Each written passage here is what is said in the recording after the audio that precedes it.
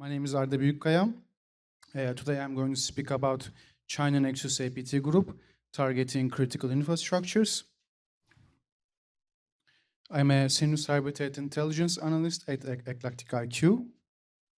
So today's agenda is first discovering the vulnerability in the NetWeaver. Next, I will be talking about the cyber espionage aspect of it. It is mostly going to be related to the post-exploitation steps.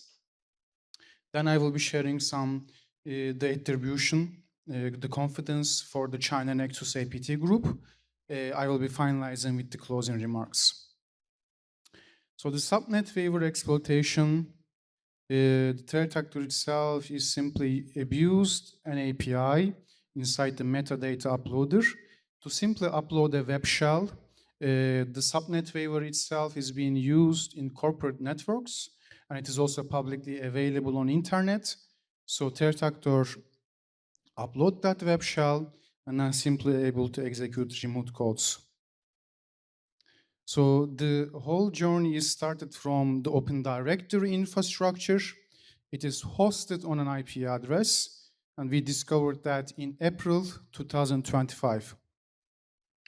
After the discovery, we started to understand that the scope of this attack, we saw that result file, threat actor simply used the nuclei tool to scan out the NetWeaver servers and then continue to do their attacks.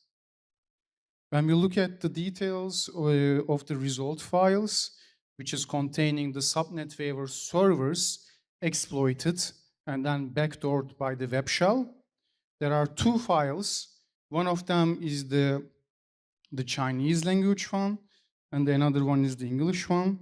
There are more than 500 SAP NetWeaver instance has been backdoored in this case. When we translate it to the Mandarin language, we observe that it is named as service data. After the analysis, the Water-Isaac is also created their own analyst node. It is simply mentioning that water utilities using the NetWeaver technology to simply for the HR departments, which means that threat actor can exploit that and then move laterally to the water management utilities. So this is being used for the strategic access. The Chinese threat actor behind it is using that NetWeaver access to do the persistent remote access on internal networks. They are trying to scan some VMware systems, the IoT devices, and so on, and also the RDP systems to simply brute forcing this system to laterally move to other environments. Some techniques that I observed, they simply upload a web shell, and then uploading the web shell, you can see that they have utilized behind their web shell.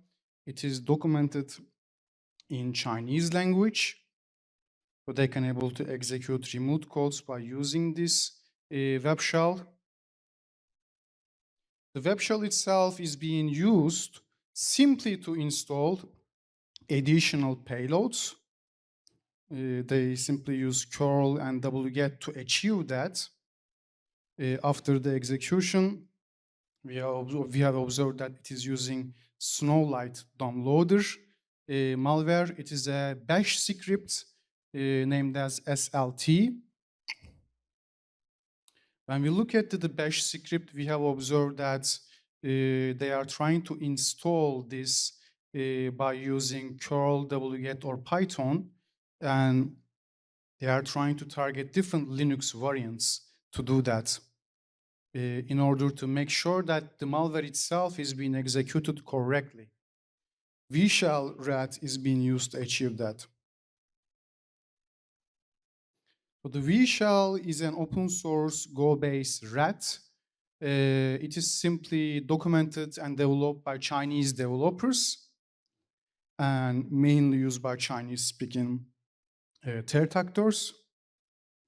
Another tool that we observed is Go Reverse. It is allowing threat actor to gaining SSH reverse shell. This is very evasive because they are using the SSH protocol to achieve that.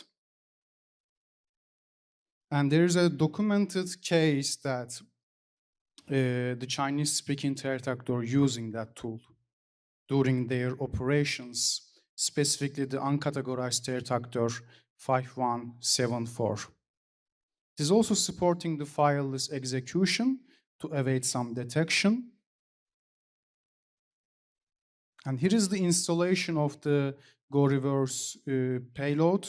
It is being deployed through the web shell, and you can see that Chinese servers, specifically Alibaba, is being used to deliver this. There's a config file that you can see that it is being downloaded, and after the downloading step, they are simply installing the payload. You can see that there is a human fingerprint in here. Just like the other malware types that we discussed, they use curl and wget in the same order. So we started to pivot out to Go Reverse payload itself. We have identified an IP address. It's a command and control server. And we use that command and control server to find out supershell. The supershell is another C2 framework, again used by the Chinese-nexus APT groups previously. And this pattern also been identified previously by other researchers. So here's the IP address. You can see that it is a Chinese infrastructure. And you can see clearly that there is a supershell login page.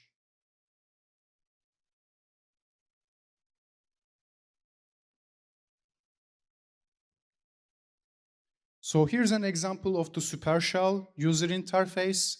You can see that after gaining access from the victim systems, they can able to exfiltrate data with the user interface. So it is quite easy to use for the threat actor. And it is again publicated by Chinese language. So threat actor can able to use this quite easily. And when we look at the history of it, it is mostly being operated by PRC threat actors. So let's talk about the attribution confidence.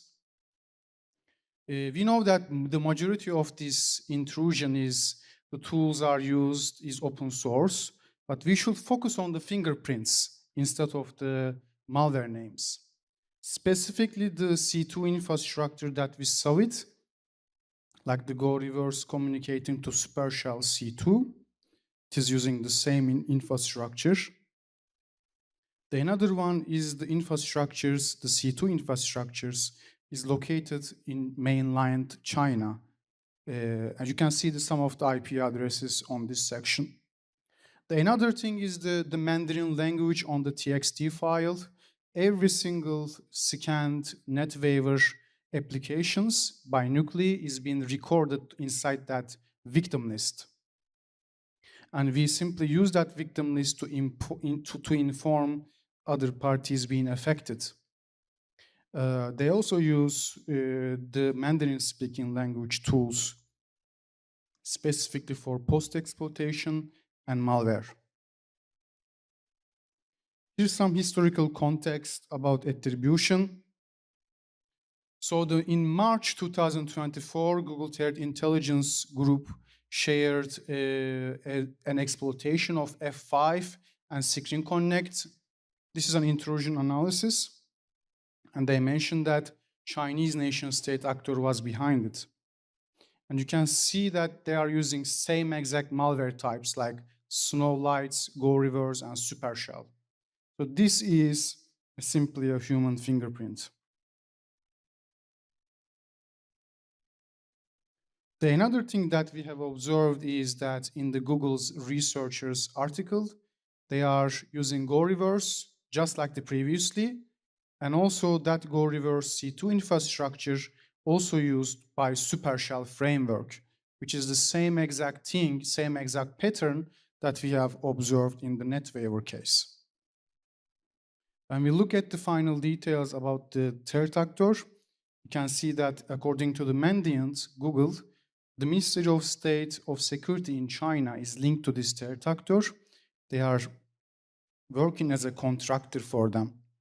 So this is maybe the reason why that they use the service data name when we translate it to the Mandarin language inside the victimology list. Some quick closing remarks today. So since we have discovered the victimology list, we use that to contact it with the victims and then stop the breach.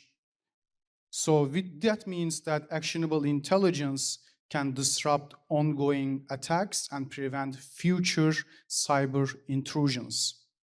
Use of adversary behaviors and the human fingerprints when building attribution confidence is very important, because we saw that there's different techniques being used, but mainly very similar in a pattern.